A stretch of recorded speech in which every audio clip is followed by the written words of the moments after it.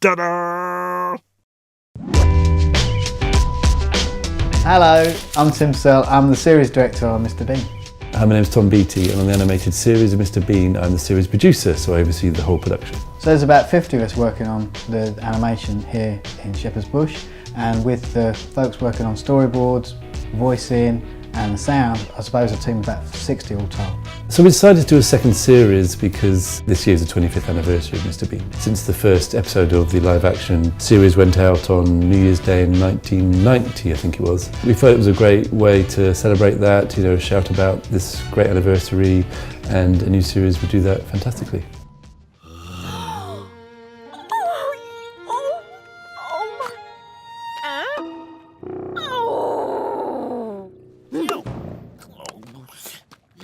So the stories for the second series, there's 52 episodes, there's a lot of stories to create. Sometimes the writers will come up with ideas and push them forward, and then they'll go through to Rowan and see if Mr. Bean will actually do that kind of thing. We chip in as well. I've got a couple of kids, I spent a lot of time in ball pools, in soft play, so I thought that was a fun idea to bring through. There's a fantastic one where he has a dream and keeps waking up, and there's a huge Mrs. Wicket the size of a house, and then there's one where one of the writers has noticed that Mrs. Wicket loves wrestling, so we've done an episode about wrestling and how Mr. Bean becomes a wrestling star, which is one of my favourites. Well, a lot of people don't appreciate it. Rowan's fully involved with the whole production, from voicing the thing right the way through, and he's involved editorially. We talk about storyboards and scripts, and certainly the animatic, which is where we time everything out, and he and I regularly chat about the whole process, and his input is pretty valuable stuff.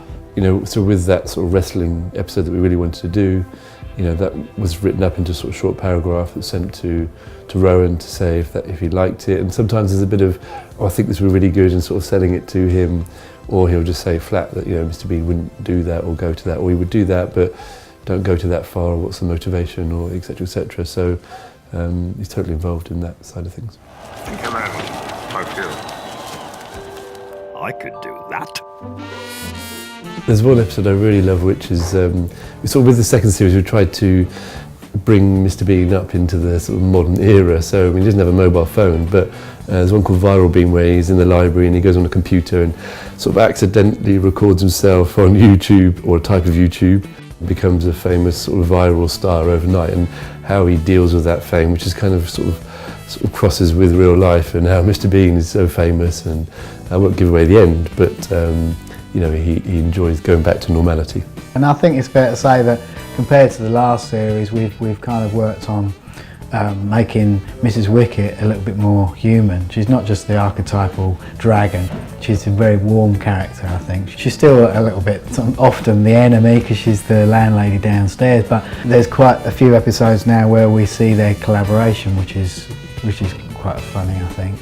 Yeah, there's a lot of two-handers, Bean and Mrs. Wicket, and then it obviously involves money quite a bit, doesn't it? Yeah, that's often the motivating thing, is money.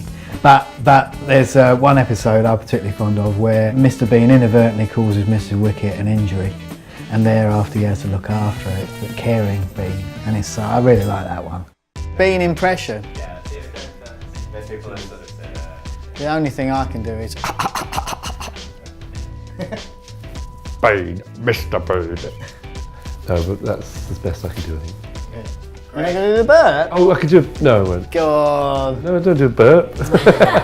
Your mum will be disappointed.